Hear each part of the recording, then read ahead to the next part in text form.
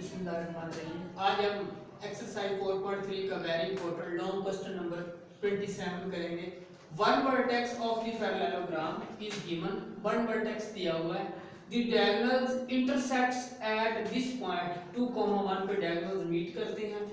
1 and the sides have the slope 1 and -1/7। Parallelogram की ये दो साइड्स हमें गिवन है।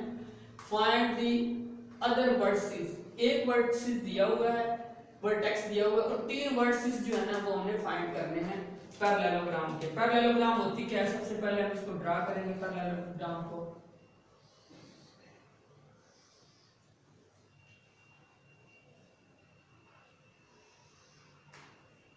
ये ए एक वर्टेक्स हमें जो गिवन है,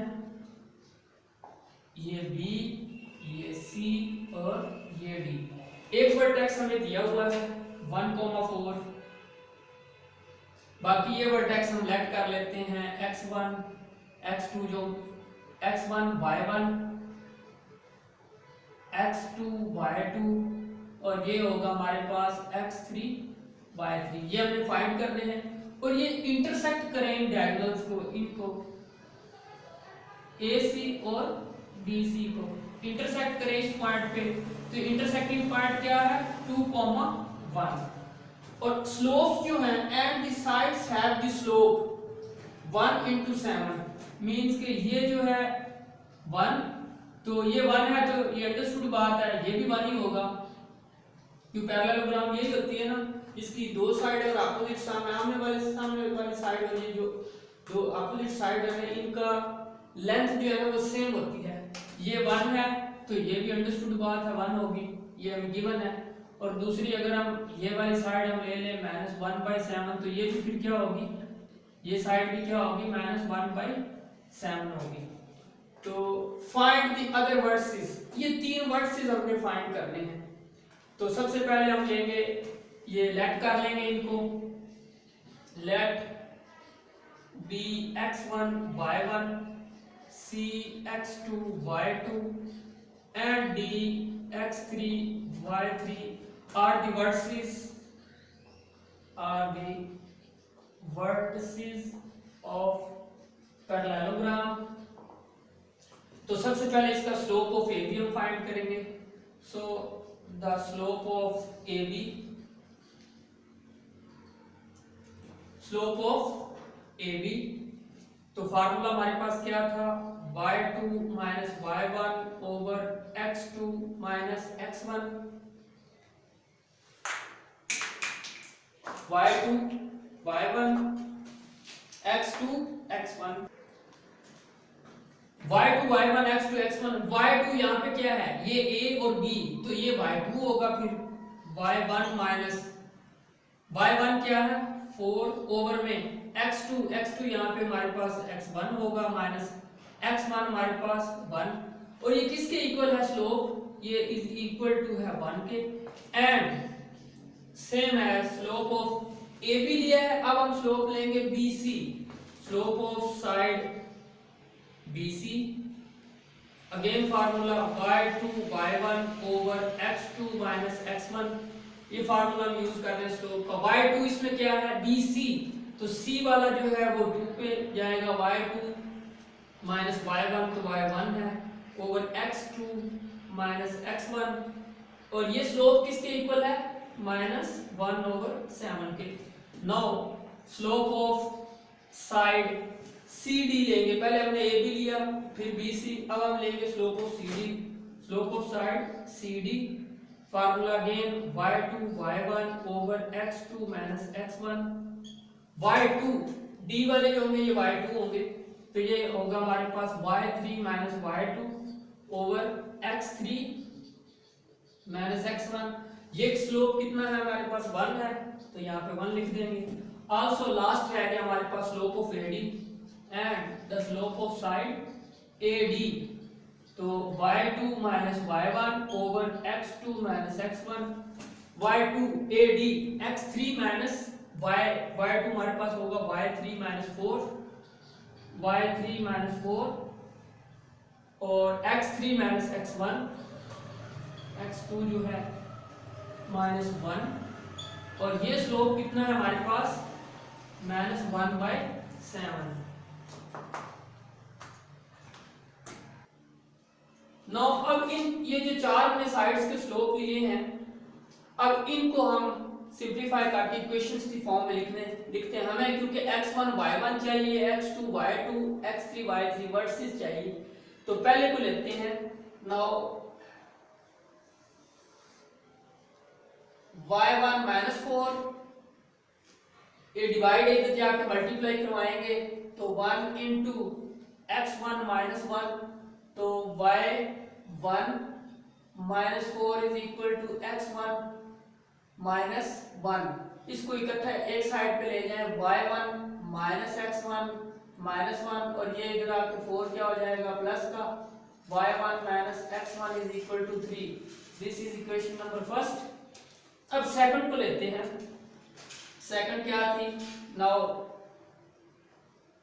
y2 y1 ओवर में x2 x1 is equal to -1/7। इसको भी सॉल्व कर लेते हैं by cross multiplication. 7/2 7y1 is equal to -x2 plus x1। ये हमारे पास इक्वेशन नंबर 2 बन गई। नो थर्ड को लेते हैं, this one, y3 minus y2 divided by x3 x1 is equal to 1। Multiply करवा दें, y3 y2 is equal to 1 से मल्टीप्लाई करेंगे सेम ही रहेगा। ये हमारे पास इक्वेशन नंबर 3 है।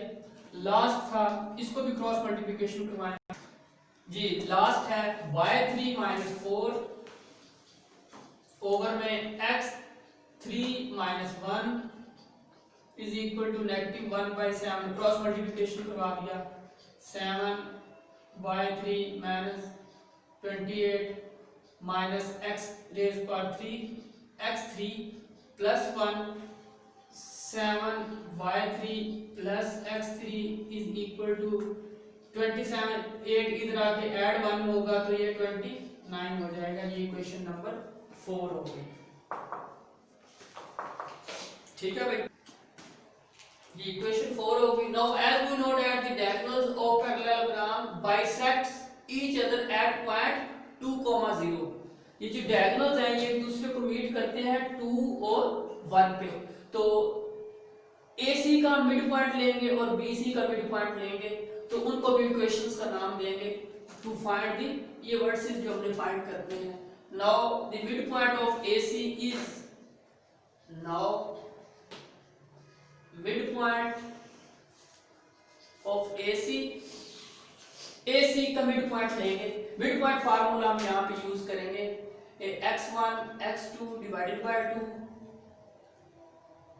And y1 y2 divided by 2।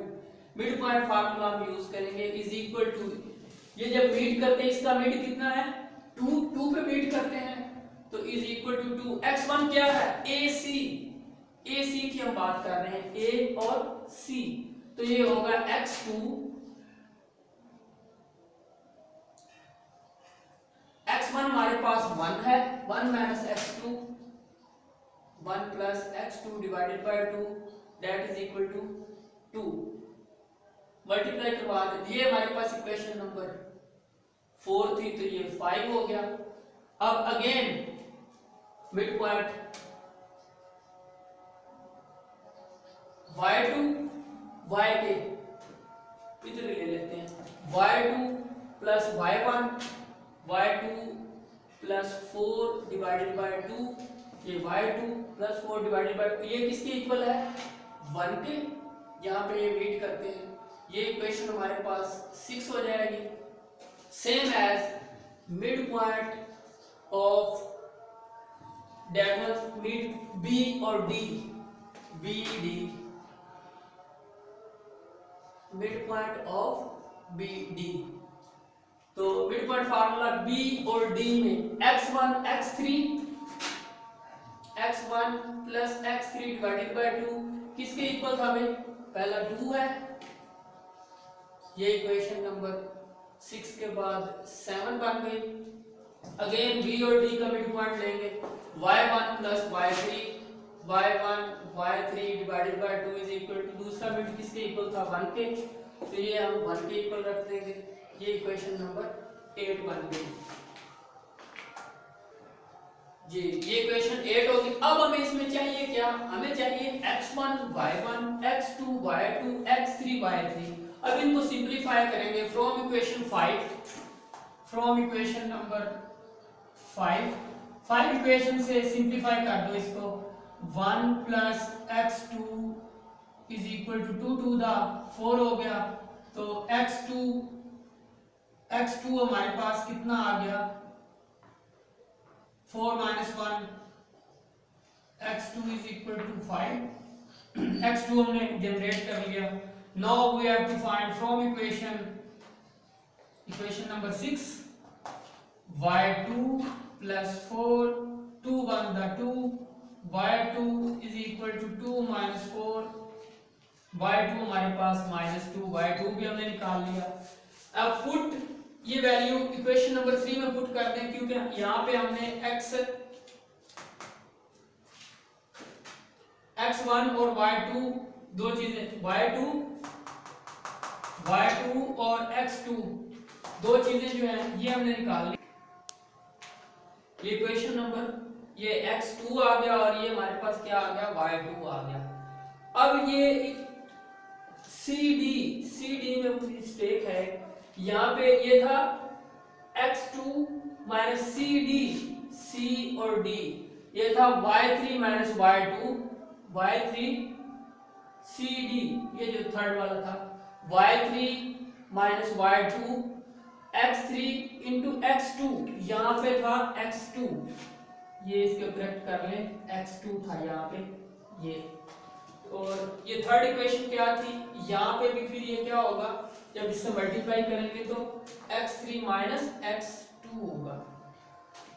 अब यहाँ पे हमारे पास वैल्यू x2 की भी आ गई है और y2 की भी आ गई है, x2 और y2 और y2 में वैल्यू पुट कर दें, put in using these values into या पुट इन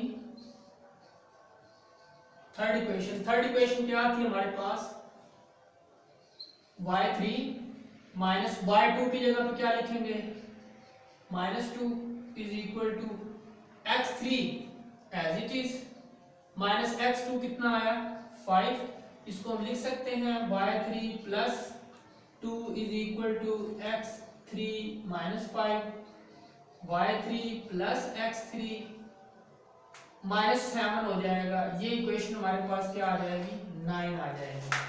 क्वेश्चन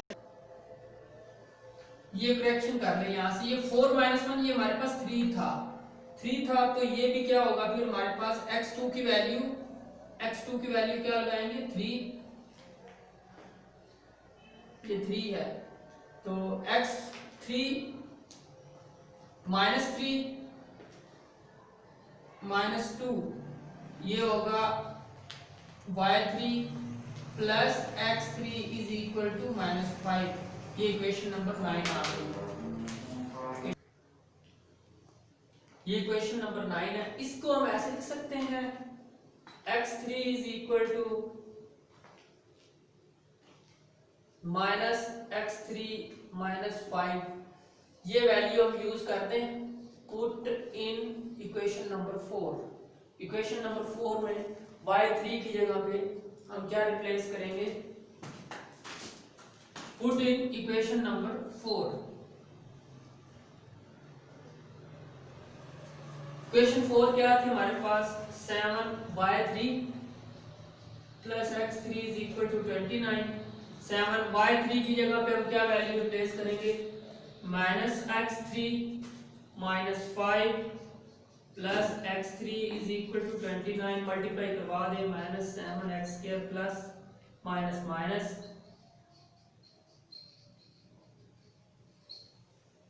ये -6x³ 29 प्लस 35 -6x³ 14, ये 6 हो जाएगा x3 is equal to 64 divided by -6, x3 2 पे जाएगा, 2 टू द 3 पे, 2 3 द, ये x3 आ गया। यहाँ से फ्रैक्शन कर रहे हैं वो रिजल्ट की वजह से, ये प्लस है, यहाँ से मिस्टेक है, ये -x3 है, ये इधर आके नेगेटिव होगा -x3, तो ये हमारे पास बन जाएगा इज इक्वल टू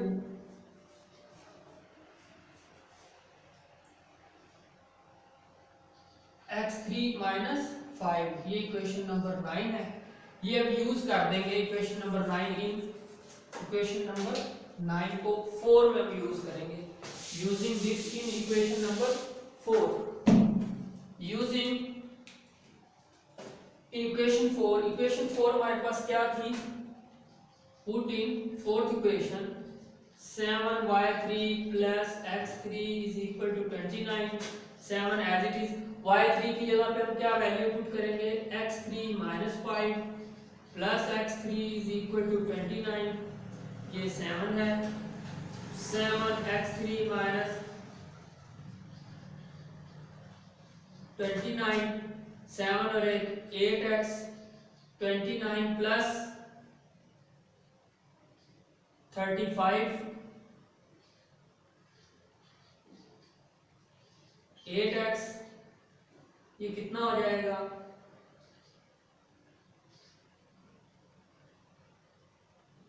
ये x3 था हमारे पास, x3 इज इक्वल टू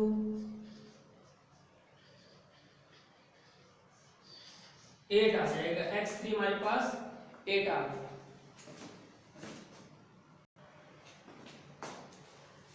ये x3 की वैल्यू वापस हमको इक्वेशन नंबर 9 में पुट कर देंगे, पुट इन इक्वेशन नंबर 9।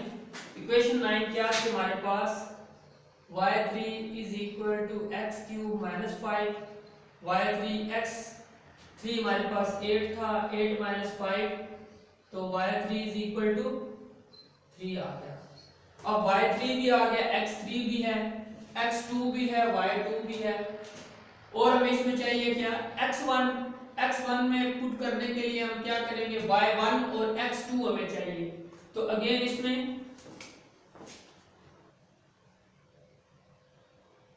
जी ये जो वैल्यू है हमारे पास, अब हमें चाहिए क्या क्या, x2, सबसे पहले x2 था तो x2 हमने फाइंड कर लिया, उसके बाद y2 था तो y2 भी हमने फाइंड कर लिया, इसी तरह हमारे पास x3 y3 भी आ गया।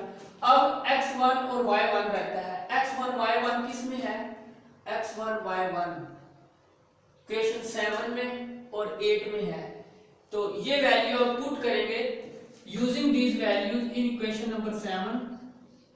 इक्वेशन 7 क्या थी, x1 x3 divided by 2 is equal to 2, हमारे पास x3 की वैल्यू है,